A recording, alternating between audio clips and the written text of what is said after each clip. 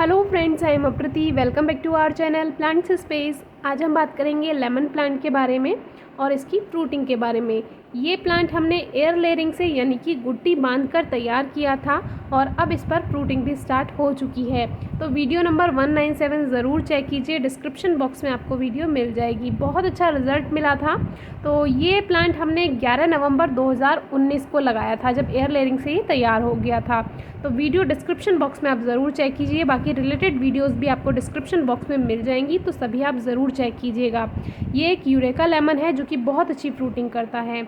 तो 1 महीने के बाद ही लगभग इसमें फ्लावरिंग स्टार्ट हो गई थी, कलियाँ आनी शुरू हो गई थी।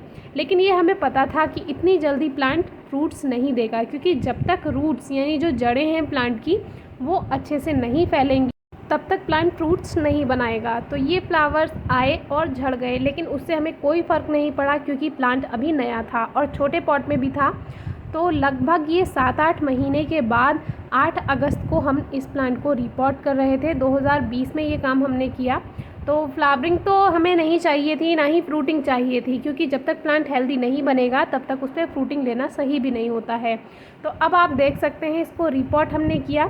ज़्यादा बड़ा पॉट नहीं था फ़िलहाल, लेकिन थोड़ा चौड़ा था ये पॉट, तो हमने सोचा इसको शिफ्ट कर देते हैं इसमें।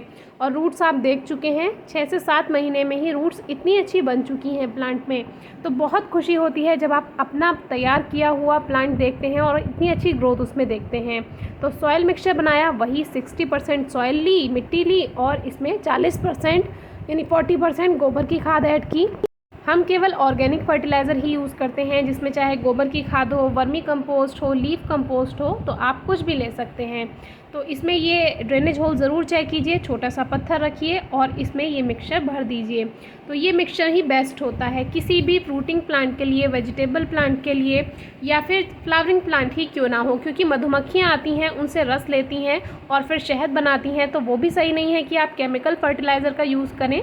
तो हमेशा ऑर्गेनिक फर्टिलाइज़र का ही यूज़ करें। देसी खाद आप कोई भी ले सकते हैं।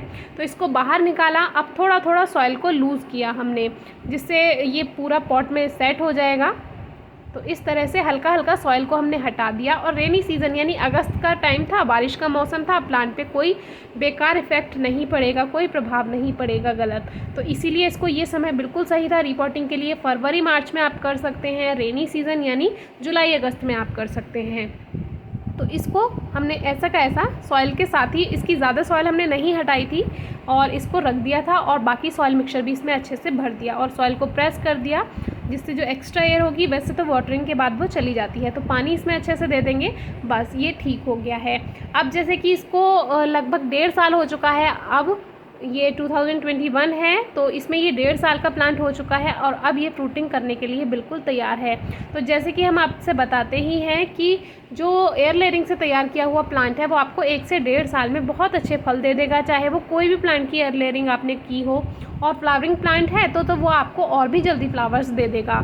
तो इस तरह से सॉइल को अच्छे से प्रेस करके और इसमें पानी दे देंगे, और प्लांट आप देख ही सकते हैं कितनी अच्छी ग्रोथ हुई है। ये रिपोर्टिंग हमने इसलिए भी शेयर की क्योंकि फिर आप देखते हैं कि पॉट तो चेंज हो गया है, फिर आपको ऐसा लगता कि कहीं हमने प्लांट चेंज तो नहीं कर दिया, इसीलिए ये रिपोर्टिंग भी आपसे शेयर करना ज़रूरी था।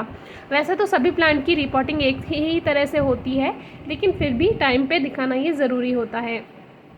तो इस तरह से ये प्लांट बिल्कुल ठीक है, और इसको कहीं हमें छाया में रखने की ज़रूरत नहीं है, क्योंकि हमने इसकी रूट्स डिस्टर्ब नहीं की हैं। इसको हमने ऐसे ही रखा रहने दिया जहाँ पर ये रखा हुआ था।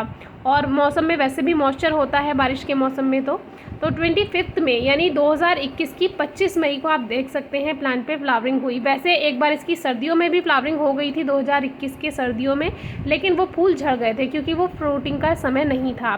तो अब आप देखिए, इसमें 1-2 फ्रूट है वो आपको झड़ा हुआ दिखाई देगा, लेकिन इसमें परेशानी की कोई बात नहीं है, क्योंकि प्लांट अपना जितना वो सहन कर सकता है वज़न फलों का, उतना ही वो रखता है, और बाकी फल वो गिरा देता है, झड़ जाते हैं।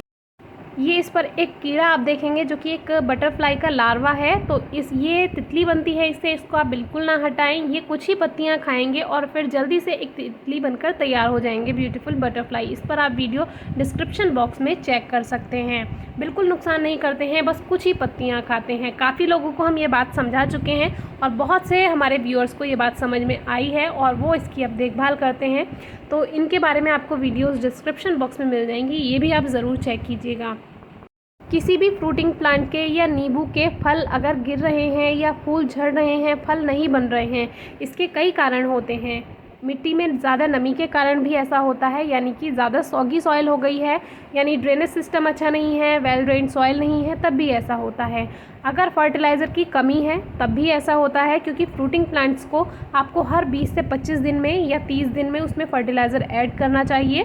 गोबर की खाद या वर्मी कंपोस्ट गुड़ाई करके आप ज़रूर डाल दीजिए 20 से 25 दिन में या 30 दिन में, क्योंकि फ्रूटिंग प्लांट है तो इनको एनर्जी तो चाहिए होगी, पावर चाहिए होगी, तो उसमें आप फर्टिलाइज़र टाइम से ऐड कीजिए।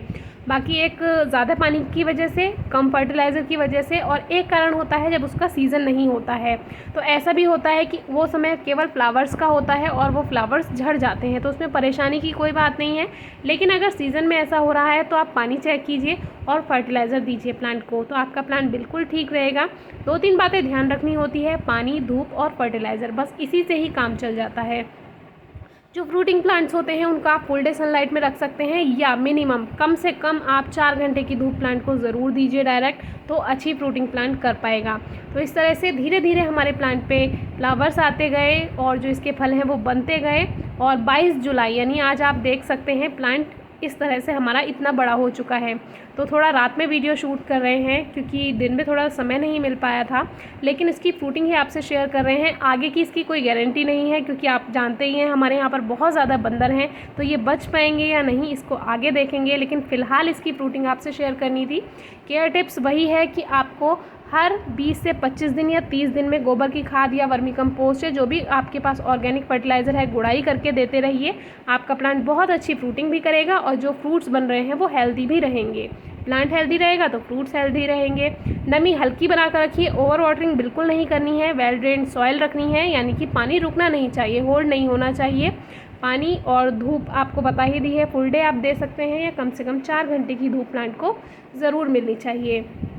तो एयर लेयरिंग का रिज़ल्ट आपको कैसा लगा ये वीडियो में आप ज़रूर बताया कीजिए, और एयर लेयरिंग पर हमने कई वीडियो शेयर कर चुके हैं, डिस्क्रिप्शन बॉक्स में ज़रूर चेक कीजिए। जिन लोगों से कटिंग से प्लांट ग्रो करना नहीं आता है वो एयर लेयरिंग ज़रूर ट्राई करें, बहुत अच्छा रिजल्ट मिलता है। केवल 30 से 35 दिन में रेनी सीजन में आपको बहुत अच्छा रिजल्ट मिल जाता है, और यही समय है जब आप एयर लेयरिंग से पौधे तैयार कर सकते हैं, चाहे वो फ्रूटिंग प्लांट हो, चाहे वो फ्लावरिंग प्लांट हो। कोई भी प्लांट आप एयर लेयरिंग से आसानी से तैयार कर सकते हैं, बस उसकी जो टहनी है यानी ब्रांच है वो थोड़ी कठोर होनी चाहिए। बीच में से कोई जो प्लांट होता है, होल होता है, उसमें खाली होती हैं वो सही नहीं होता है। बस आप हार्डवुड की जितना भी प्लांट है वो उसमें आप सभी में एयर लेयरिंग कर सकते हैं। तो वीडियो कैसी लगी है ज़रूर बताइए। कोई क्वेरी या क्वेश्चन है तो कमेंट बॉक्स में ज़रूर पूछिए, जल्दी से जल्दी आंसर हम करने की पूरी कोशिश करेंगे। Thank you.